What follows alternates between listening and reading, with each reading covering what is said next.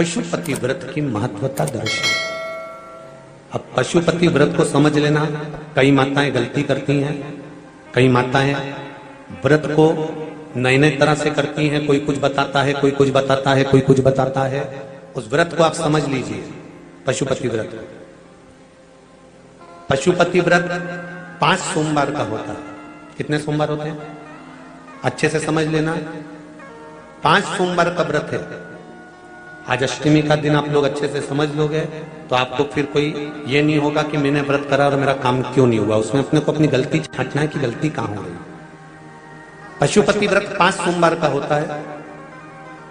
बीच में किसी सोमवार पर यदि एकादशी पड़ जाए या कोई तीज पड़ गई या कोई त्योहार पड़ गया, कोई नवरात्रि का व्रत कर रहे हो या कोई त्योहार का व्रत कर रहे हो या कोई तिथि का व्रत कर रहे हो और उस दिन सोमवार पड़ गया, अब आपने विचार करा कि मेरा पशुपति का भी व्रत है और साथ में तीज का भी व्रत है, तो कौन सा व्रत करूं मैं। तो उस समय पर आपको पशुपति व्रत छोड़ देना चाहिए। फिर आप तीज का व्रत कर लो, या चतुर्थी का करती हो तो चतुर्थी का करो, छठ का करती हो तो छठ का करो, नवरात्रि के व्रत करती हो तो नवरात्रि के करो। 5 व्रत पशुपति होते हैं। व्रत करने के लिए जब आप निश्चित करें कि मुझे इस सोमवार से पशुपतिनाथ के व्रत करना है, जीजियों भाइयों ध्यान रखना, उस दिन सुबह स्नान करने के बाद में बड़े प्रेम से पूजन की थाली लगा लो।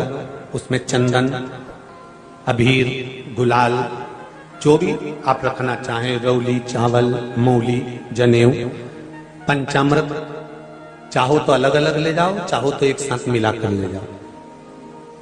भगवान शंकर की पूजन करो सुबह के समय पर और शिव जी का पूजन कर कर, आराधना कर कर भगवान शंकर से प्रार्थना करो, हे शिव जी, हे ओगरदानी, हे त्रिकालदर्शी, हे कैलाशी, अविनाशी, आज से मैंने पशुपति व्रत प्रारंभ करे।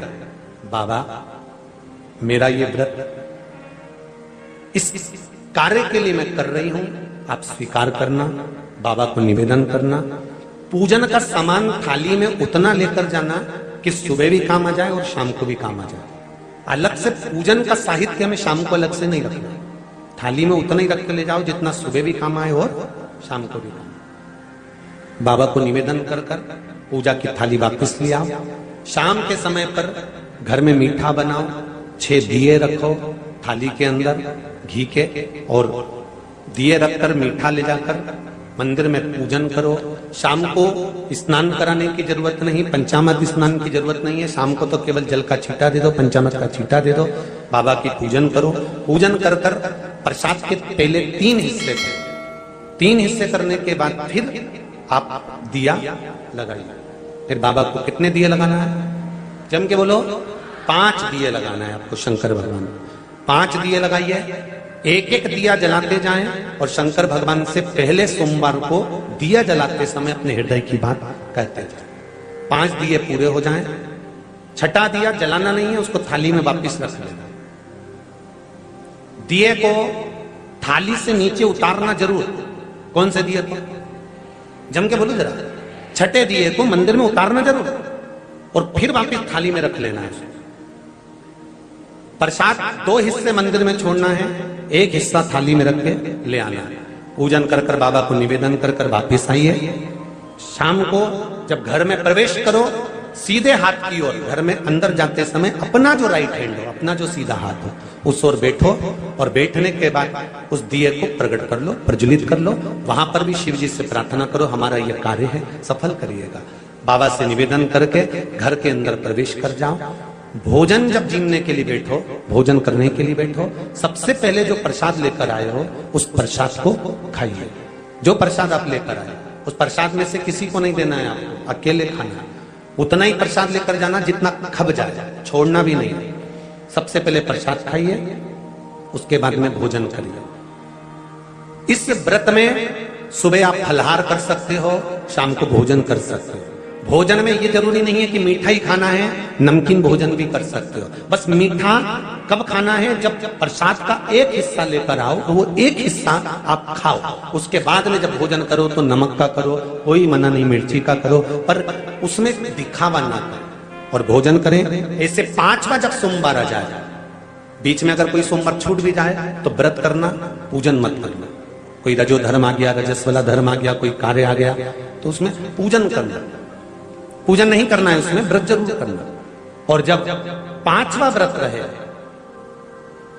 और 5वां व्रत जब रहे तो उस 5वें व्रत में जब सुबह पूजन करिए, शाम को पूजन करो, तो शाम को भगवान पर 108 या तो चावल के दाने, मूंग के दाने, या बेलपत्र, या फूल की पत्ती, जो भी 108 चढ़ा सकते हो भगवान को चढ़ाकर एक श्रीफल 11 रुपए उस पर रखकर शिव जी से निवेदन कर कर घर पर आ जाइए, दिया लगाइए और बाबा से निवेदन कर कर प्रसाद पाइए। अगर नियम से कर लिया तो मेरा विश्वास कहता है 5 सोमवार के अंदर ही आपका काम हो जाएगा, 5वें तक पहुंचोगे।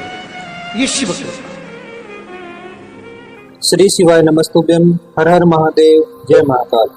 मित्रों, आज के इस वीडियो में गुरुजी ने पशुपति व्रत की संपूर्ण विधि बताई।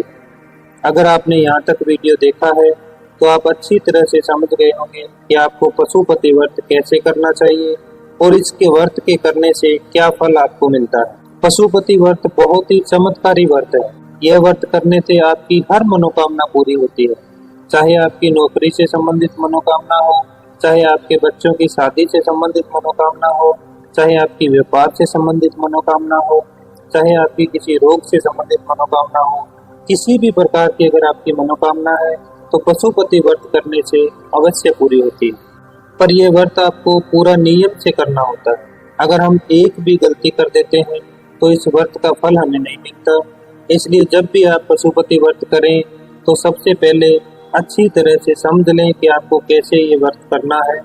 पशुपति व्रत आपको 5 सोमवार करना होता है। किसी भी सोमवार के दिन आप ये व्रत शुरू कर सकते हैं। जरूरी नहीं है कि आपको ये व्रत लगातार करना है। मान लीजिए आपने पहले और दूसरे 2 सोमवार लगातार कर लिए, तीसरे सोमवार आप किसी कारणवश व्रत नहीं भी कर पाए तो अगला व्रत आप चौथे सोमवार कर सकते हैं।